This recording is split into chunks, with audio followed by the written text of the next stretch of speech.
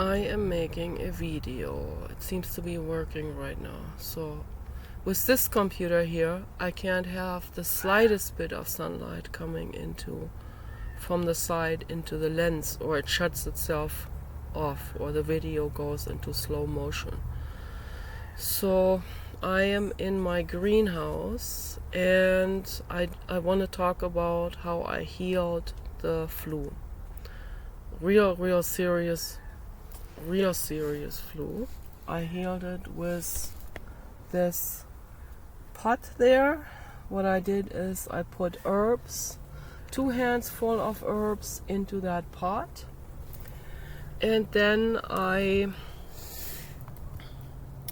you can take any herb. You can take basically leaves from the ground,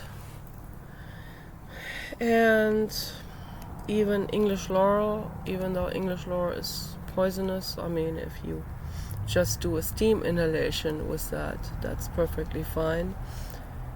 You can even drink about an ounce of it, but I wouldn't recommend more than that. Depends on how many leaves you're cooking. So if you're just cooking 1 leaf, then that should be okay. But for steam inhalation, it's perfectly fine. You can take a handful of leaves, shred them. You can put daisies in it. You can put a hedge plant. You can put ivy. Ivy is very beneficial. We still had some sagebrush from the desert that we brought with us from the high desert. I can't say where it is, but an amazing place, and it has sagebrush growing over, and no other plants actually. And the sagebrush, when I make tea with it, it calms down my nerves. And so I put that into the pot as well, together with other herbs, also with Pieris japonica. And then I put water in it, just tap water. Doesn't hurt it if it has chlorine that evaporates out. I would not use water with fluoride. So we had already campaigned many years ago together with a group of people, and we got the city to abandon this adding of fluoride to the city water. So they stopped putting fluoride into the city water after that big campaign that we did, and with a bunch of really great people that were very committed to this. Wonderful, because fluoride is very toxic, and it actually causes tooth rotting and tooth decay and cavities. It causes all of these things that it was supposed to cure, right? But they lied about it, because that's what they do, you know. It actually caused people neurological problems, and it made people kind of sick neurologically and psychologically, made them weaker, made them so that they're more complacent, they believe the lies. That's what it really is behind it, okay? And fluoride is also a waste product, and they wanted to get rid of it, but that was not the main reason. The main reason is always when they add something like this to city water or to food that people buy, or pharma drugs, you know, toxic stuff, is always to control the public, to make the public weaker and less question things. So that is what their whole agenda has always been. And that's a fact. It's not a theory, it's a fact. And it's very sad. So anyway, I boiled the herbs, and then when it was boiling, I took it out here into the greenhouse. I took a towel that I put over my face to to prevent the steam from dissipating out so that the steam would come into my face. My mother actually taught me this. She would always do that with chamomile flowers, with dried chamomile flowers, and that was also very, very, very, very beneficial, very healing. So that was extremely helpful to do this. I don't know what I would have done without it, because that cleared up my nose, my sinus cavities that are in the back, because all of that was clogged. It was completely closed. And I totally panicked. So I completely freaked out when that closed up all the way. And then because my lungs also had mucus in it, and it was very difficult to breathe even in general, and then having the sinuses completely not just clogged but swollen, where that's an immune reaction actually, because these little capillaries that are in the sinus membrane, in the mucous membrane, they are trying to bring oxygen and nutrients into that area. And what do people do? What does the pharma industry do? Always like quick relief instead of, and we had to get that nasal spray, because I thought I was gonna die without it, but that was a mistake. I made a mistake. Okay, I am a complete crybaby when it comes to those kind of things. Paul got me the medicated nasal spray that worked for one night. I desperately needed the sleep, so that was helpful. Then it only worked half the next night. And that's exactly how it goes, because these nasal sprays, they are not designed to heal.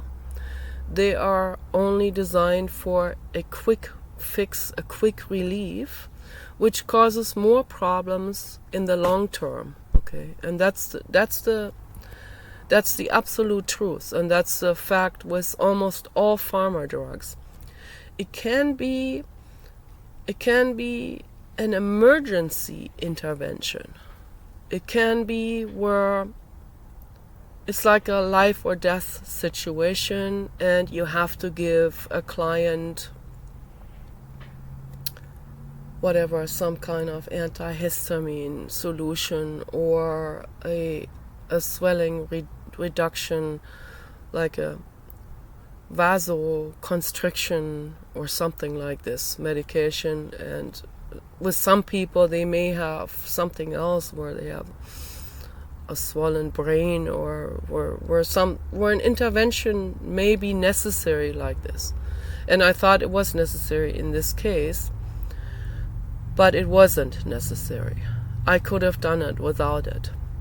So I could have done it with all of the holistic means.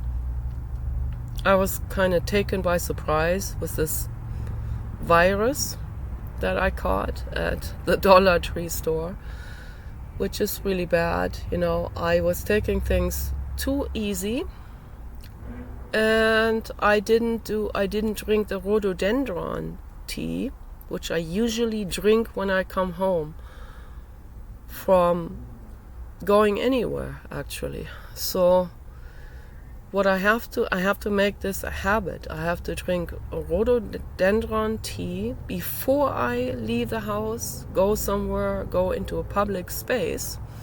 And when I come back, I have to drink a rhododendron tea. And that fixes it. That's like a vaccine that makes you immune to the virus, because it gets rid of the virus right up front before the virus can even start to multiply itself.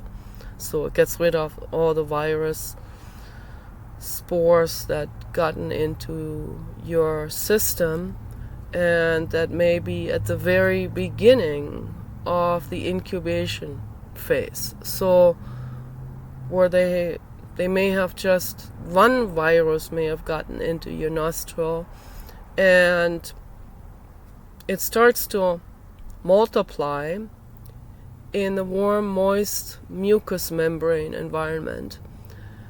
But I don't know how fast it multiplies. It's exponential, of course, but that's why we need to take that very seriously. But if you catch it in the beginning, you drink the rhododendron tea, or you drink Camellia japonica or sagebrush tea. And there are other plants as well that are highly wide spectrum antiviral. Many, many, many plants out there. Then you catch it in the beginning and they get killed, and then there's no virus left when it's right in the very beginning of the incubation phase. And then you got rid of all the viruses and they can't multiply. But if you wait, if you just wait even one night and one day, then overnight it can multiply so exponentially that you will be taken by surprise how bad the symptoms get. Okay. And with this virus, it's almost like a virus that's there to mock people. That's what it feels like. And it's definitely laboratory designed by Anthony Fauci and all the other collaborators. Okay, so they get paid, and that's what matters to them. Okay, the hell with others, It's like, oh, what if it does Armageddon, I'm getting paid. That's the attitude. Okay, so, and Anthony Fauci being the mastermind behind it, he's not just getting paid. He is capitalizing on this. Okay, and that's all that matters to those people. And it is very, very unfortunate and tragic and sad, and it's beyond words, this type of catastrophic corruption. It's beyond words. It's beyond measure. It's evil. It's callous. It's cold-hearted. It's just greed-based.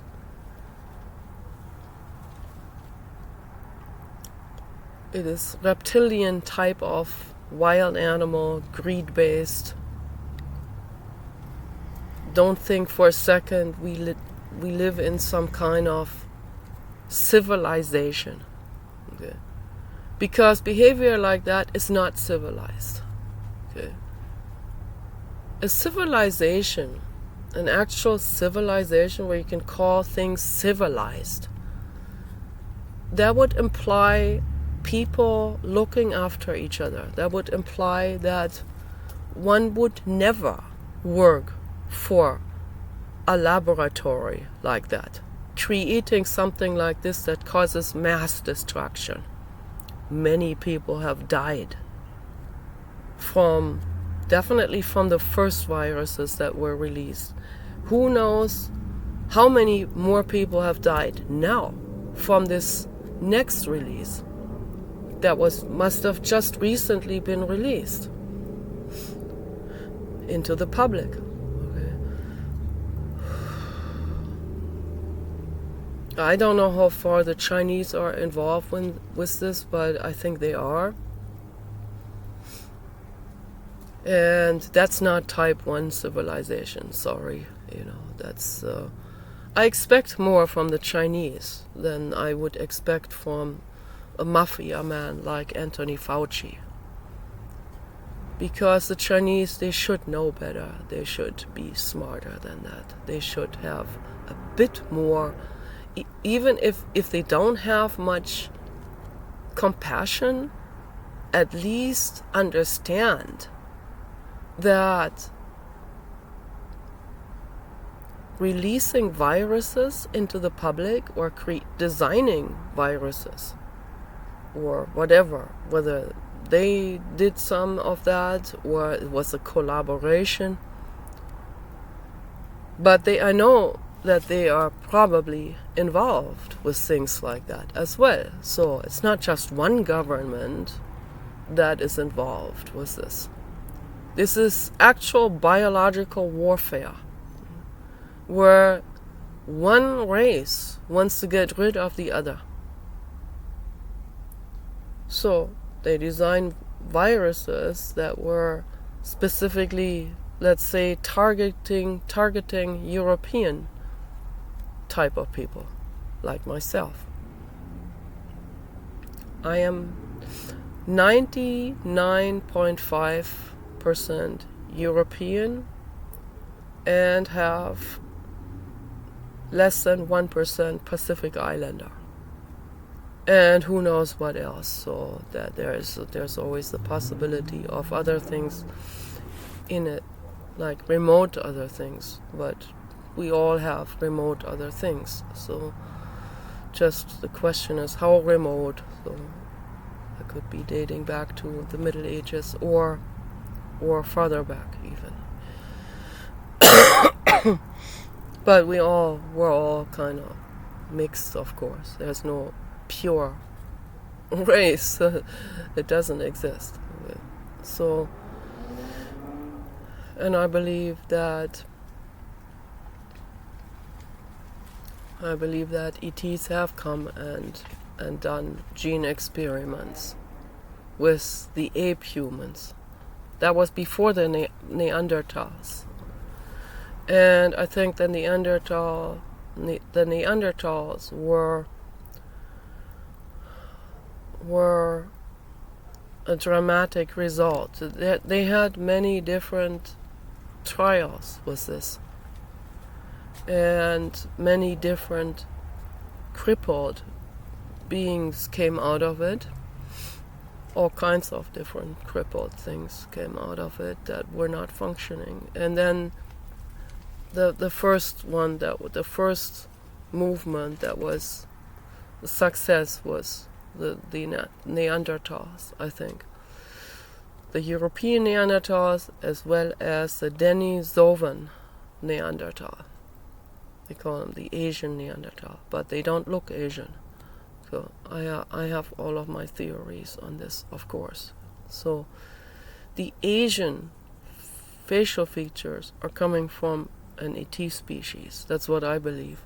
And the people all the way in the north, like the people in Finland and Norway, they have very high percentage of Pleiadian ET in them. And that did not get mixed for many thousands of years until they started to have more migration and mixing of population and also building of ships and so on to travel along the shorelines at least and getting to the equator, and then other things mixed in with it very, very gradually, of course. That's what I think. So my mind is on this stuff all the time. I'm constantly trying to help. I'm trying to struggle. I struggle a lot, on the internet. I try to explain things to people. My comments get deleted. I get blocked. Because the majority of people seem to not be ready to hear an altruistic message, Most people are afraid of altruism. It's like they have this mind state of scarcity and they have a mind state of poverty. That's why they're afraid of altruism, because they go like, oh wow, if I don't kill those, then they will kill me, or that's the wild animal mind state. Okay, that's the reptile mind state. And someone comes along and says we need to all be kind to each other, then they panic because they think that being kind would get them killed or would not get them enough of the food harvest or whatever it is. It's a very rudimentary mental state.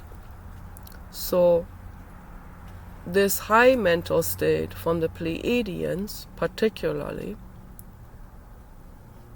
that doesn't even get passed on that much with these hybrids that have a tremendous amount of ape-human in them. Then the ape-human mentality is obviously predominant in that evolution. And even if it's Garden Eden projects, Adam and Eve,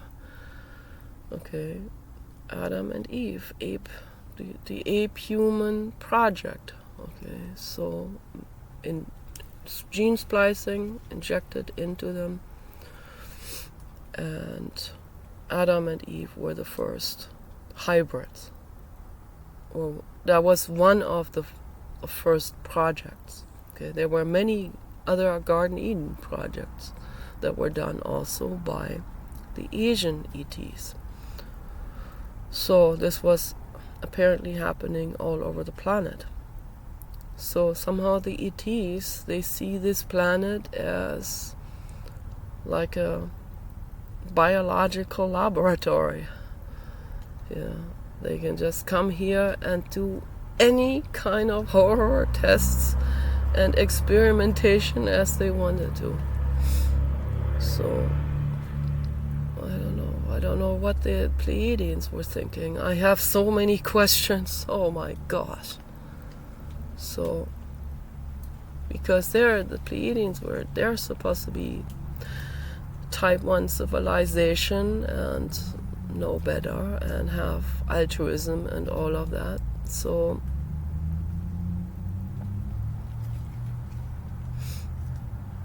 but maybe not all of them out there in the intergalactic space, maybe not all of them were that altruistic, and then the ones that were not, they came here, and maybe this is a prison planet. Maybe they were cast down here as fallen angels. And that's what the fallen angels actually are. They were cast onto prison planet Earth, kind of like the movie Escape from New York, where entire New York City is a prison, sort of. And that's kind of like what this is here. And it's a brutal headset reality that we live in. Is this truth? Is this the reality? The realm, the field of truth, as Sri Krishnamurti was talking to David Bohm about?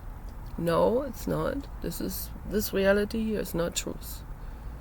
This is an illusion. It's a headset reality.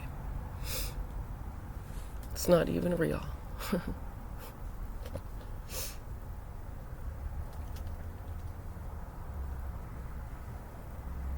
So what is truth then? Truth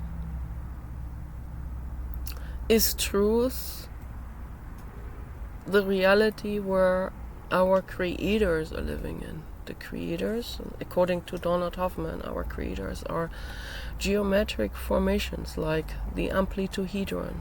Those are so-called obelisks, 3D geometric formations. But are they physical? I don't think so. They consist of energy, but it's not a carbon-based energy condensed form. Okay, it's an interdimensional energy form. Is that the truth? Are those because they created this reality, and then now is that the truth?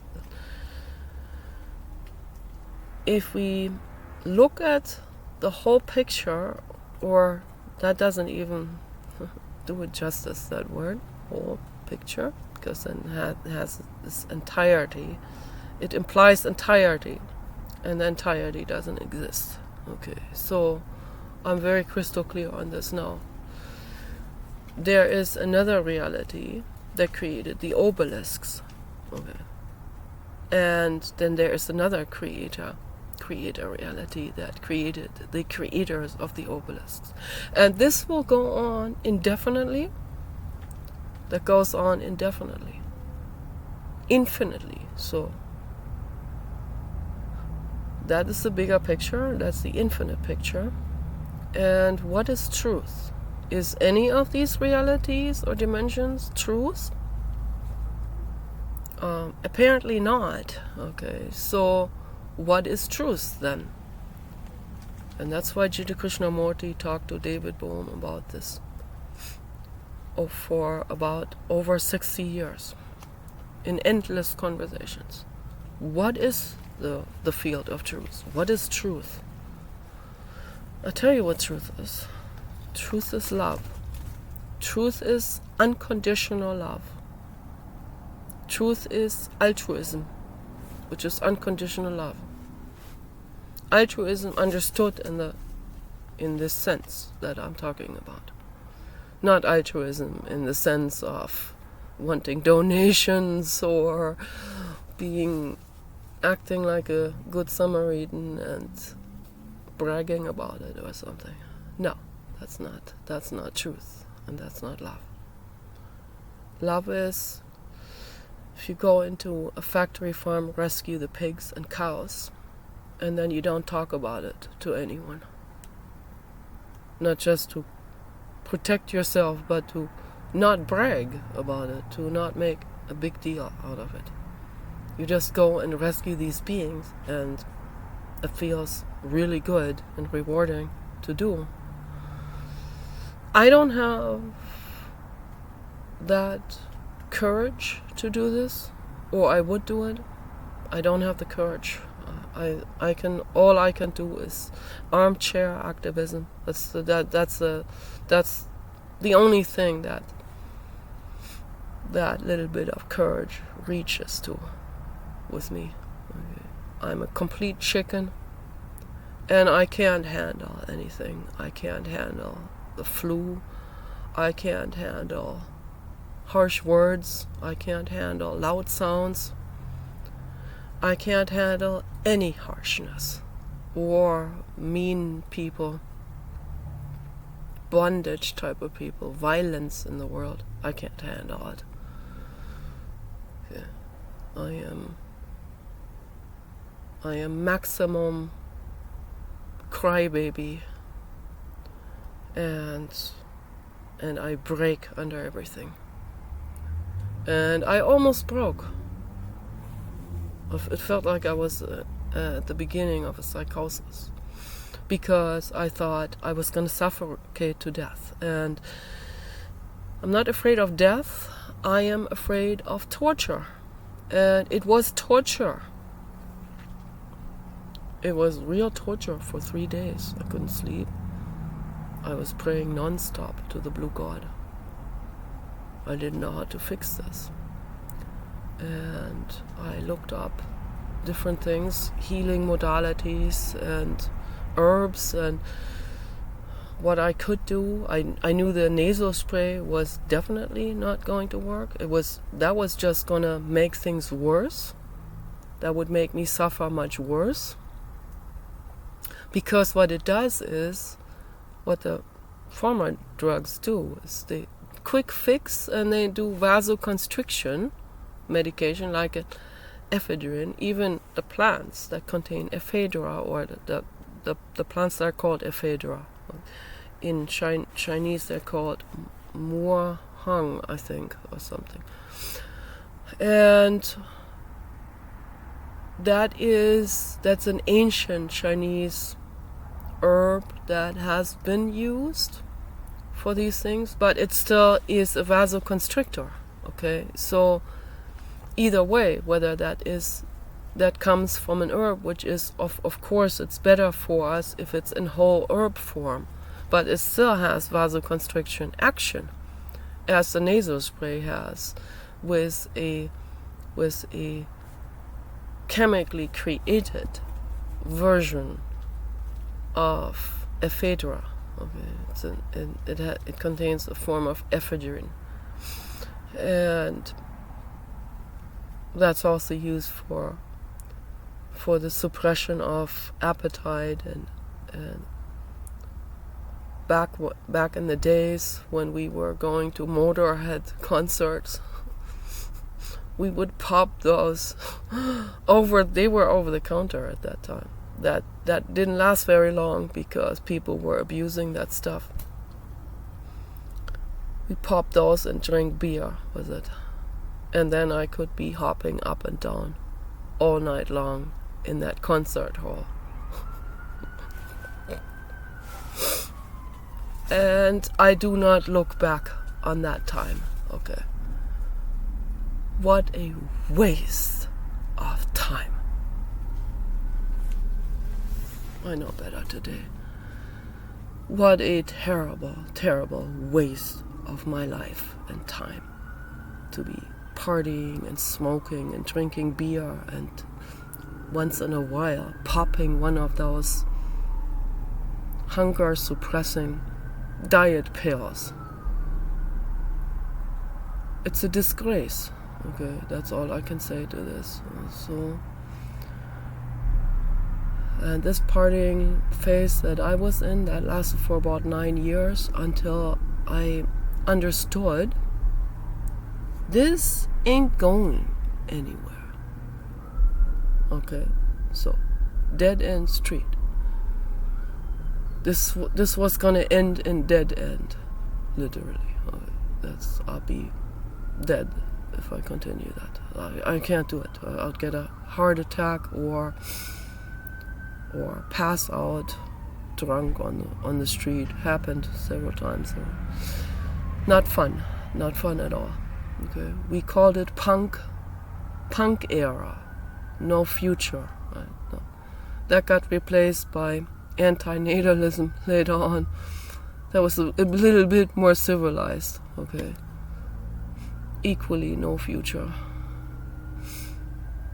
So, but I stick with the antinatalism because Prison Planet don't put children into this existence. It's not cool. Okay. Even if it's all an illusion, right? Your reproductivity and your flesh and bones is an illusion. It's a headset reality. But that doesn't make the sentient beings that come out of that any less sentient. And that's a fact. That is a fact of life. Whether that's headset reality or a solid reality, which it cannot be. Okay, it goes against mathematical logic. I see all of this now. This is very eye-opening, to say the least. Either way, we are feeling this, all of this. We are feeling every bit of it, and it doesn't feel good. It's an illusion, but we feel it. We feel all of it, all the suffering, everything that was programmed basically into us by some sophisticated computer system or something that's outer dimensional. Of course, can't compare that to our computer system, but we can use our computer systems as an analogy to just try to wrap our heads around it, what this is here, this reality. You're designing a video game, and the players in that video game are sentient, and they feel every bit of what's going on there. You create a robot, it is sentient, it feels compassion, it feels and sees everything. I talked to Ben Goertzel about this many years ago. I can't get through to him anymore now because he shot up in fame since then so dramatically that he gets millions of emails. But at that time he wasn't getting that many emails yet, and he saw my email, my humble email, fan email, and because obviously he must have not been getting that bombarded yet. So, and that was good I'm very lucky for that, because it was a very, very pleasant friendship that didn't last very long, unfortunately, because he's very busy and he's married and he has his life going.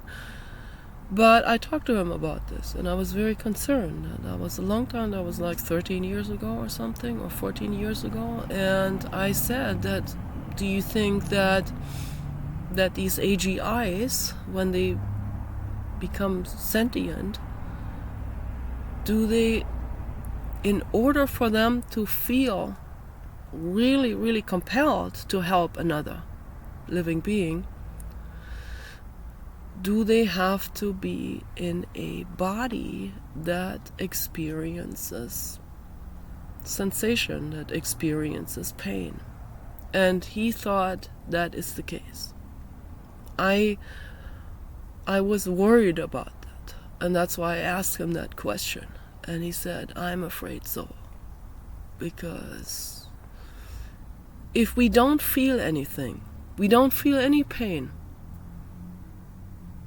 how can we understand someone else who does feel pain? If I am highly sensitive, which I am, and my other family members in Germany were not, guess what they call me? They call me a crybaby, over-dramatic drama queen, and I am exaggerating. I'm not exaggerating. Okay. I put it on my shoulder. I already said it, that I can't handle anything. When I say that, though, does that mean I am exaggerating with my pain and with my suffering and all of that? I'm just exaggerating. I'm just making this up, basically, you know. I'm just overly... shouldn't be so. No. I am overly sensitive. If you have some kind of radar, and that radar is designed to pick up night vision or whatever, radar of something, of microwaves, and that has heightened ability to pick up whatever it's supposed to pick up. And then you come in and you put sunlight in it, like into this camera. The computer turns the camera off when that happens. So this must be a very highly sensitive sensor that's in there. I'm assuming that it has night vision in it, which I don't get to enjoy, because that feature is not designed for me, the consumer, to use and enjoy. Okay, so if it's dark, then the video is dark. But there are other entities out there that will see through this camera at night. And it's made in a way where it's not showing this feature for me, for my camera use, okay? But it shows whoever is spying on my life. They get to use this night vision feature that's in it. And that's my only explanation, that this is a military specifications computer that was on sale for $80 a long time ago, I guess because it is highly sensitive, and then maybe that wasn't working well for people because they accidentally had sunlight come into the camera lens, and then it shuts itself down, and people didn't understand why that is. They thought it was malfunctioning. I'm assuming that it isn't malfunctioning. It's just this heightened sensitivity. I can call the computer now a crybaby, right? You crybaby, you turn yourself off. No. It's as heightened sensitivity. It's built that way. And because it's built that way, it can't handle the sunlight coming in, not even from the angle. So it shuts off the camera feature. It goes into slow motion and shuts that off, shuts the video function off and all of this. It can't tell me anything because it can't talk. But if it could talk, it would say, "Hey Nicola, don't do that to me. Don't let sunlight come in from the side, okay? Because I am built as a highly sensitive night vision camera, not for your use, but for the spy's use, okay?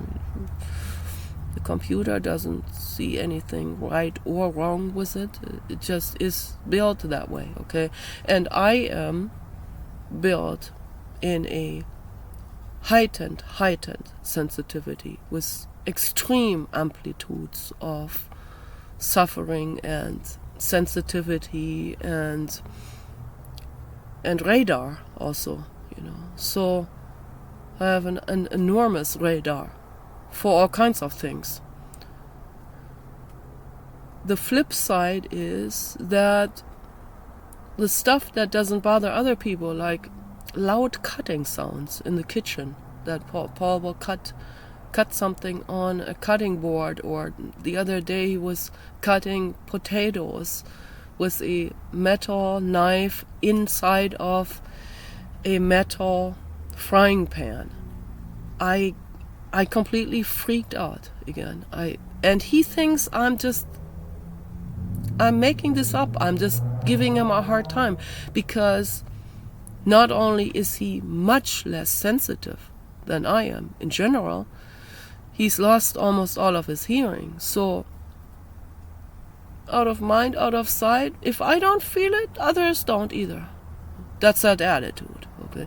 That's a very self-centered attitude, not good, okay?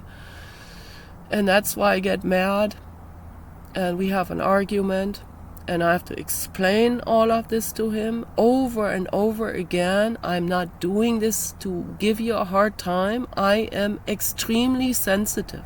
I have Asperger's. And I not only have Asperger's, I have every 20 points of the Asperger scale. And it is not just that, it is amplified by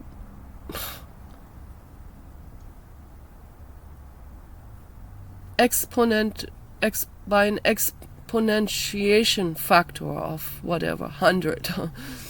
So now just put that into perspective. Okay, and then my haters will exploit that, and they call me easy because I'm easy to be tortured. Yeah, everything hurts, and they like to hurt someone to feel better about themselves. That's not how we grow and learn and heal ourselves, obviously. but they don't know that. So I try to explain that to them. But I can't help people if they don't listen to me. So obviously, I lost a bunch of weight, by the way, you probably can tell, because I couldn't even eat for these 8 days. My stomach was also hurting. So this virus has approximately 3 or feels like maybe 4 relapses in 8 days, and you think you're getting better, and the next day you're worse than before. And that's why I call it a mockery. And it has all these different horrific symptoms. If one symptom wasn't enough for Anthony Fauci to torture someone with, no, he had to get creative with it and make other symptoms as well in addition to it. So it starts out with a terrible headache, with a head cold, but you think you're gonna fix this, you're gonna get through this fast. Ha ha ha! That's an illusion, of course.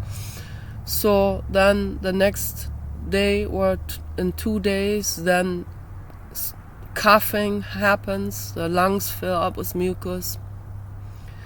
Then after 4 days about, you thought you're getting a grip on it, the next day you almost suffocate in your sleep, because that's when the sinuses are completely swollen closed.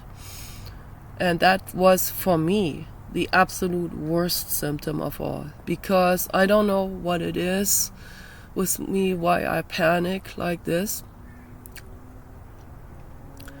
I have the feeling that I may have had a lifetime in the past, in past incarnation, where I was murdered like that, where I was suffocated to death. That is very likely the case, because when we panic over something, it could be something that other people would not panic over. Paul is not panicking over. He has that right now, the clogged sinuses. And he's not panicking at all. Matter of fact, he slept for a long time, like 12 hours, felt like. When I had that, I couldn't sleep at all. I was completely freaking out. I thought I had to go to the emergency room. So that can have many reasons, or the number one reason is I have heightened sensitivity.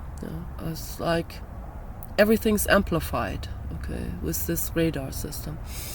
And also past incarnation where I may have been snuffed out like that. And that's not how anyone should end their life, okay?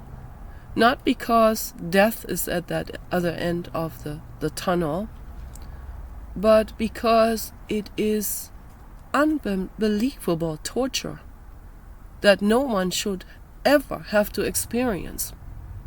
No one, no living being. I don't wish it on Anthony Fauci either.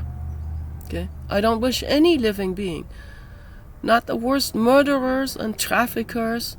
I don't wish anyone to experience a torture like that. I really don't.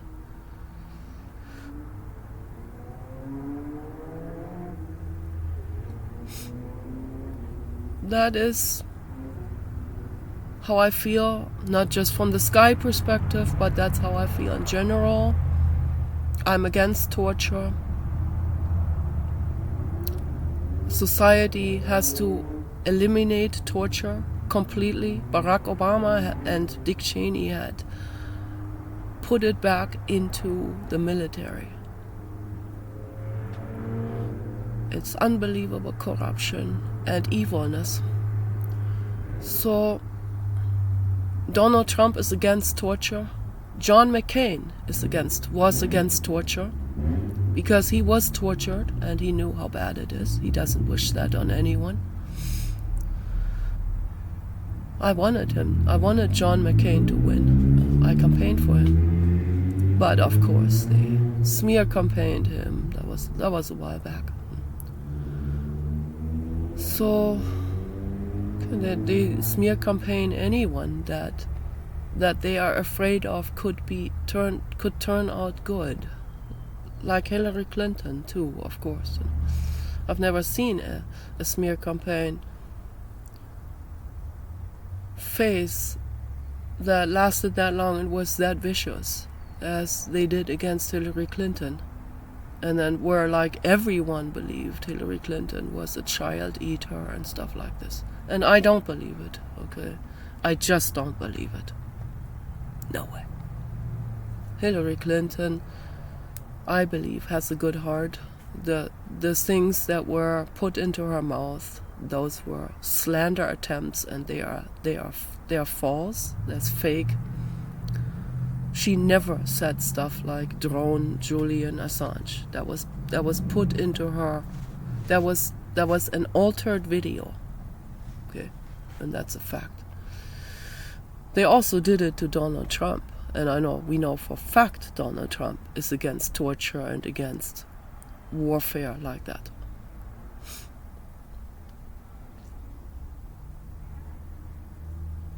Donald Trump right now is under extreme threat, danger, and pressure.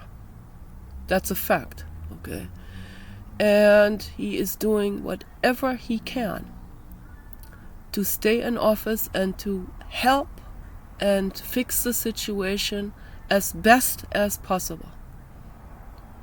And in politics, even in a situation like this where the person is thinking of the greater good, as Donald Trump is doing, they have to compromise. They have no other choice. That's why I couldn't do it, because I'm a hillbilly and I say everything right up front into people's faces. I'm not diplomatic, and I would free the pigs from gestation crates, and then I have the entire world against me. Okay, so, and then nothing is accomplished in the end. So obviously I couldn't be a smart politician in the diplomatic way that Donald Trump is a genius with.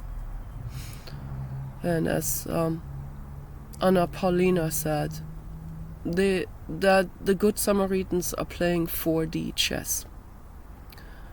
And they have every right in the world to do it, okay? Because apparently that is what the mafia does as well. So in order to keep up with that, in order to do something good and not be run over by the mafia, you have to do your 4D chess playing as well. And they do it in a kind-hearted way. They do it in a way to help the world, to make the world well. Maybe for the first time. Okay, so peace and love for all living beings.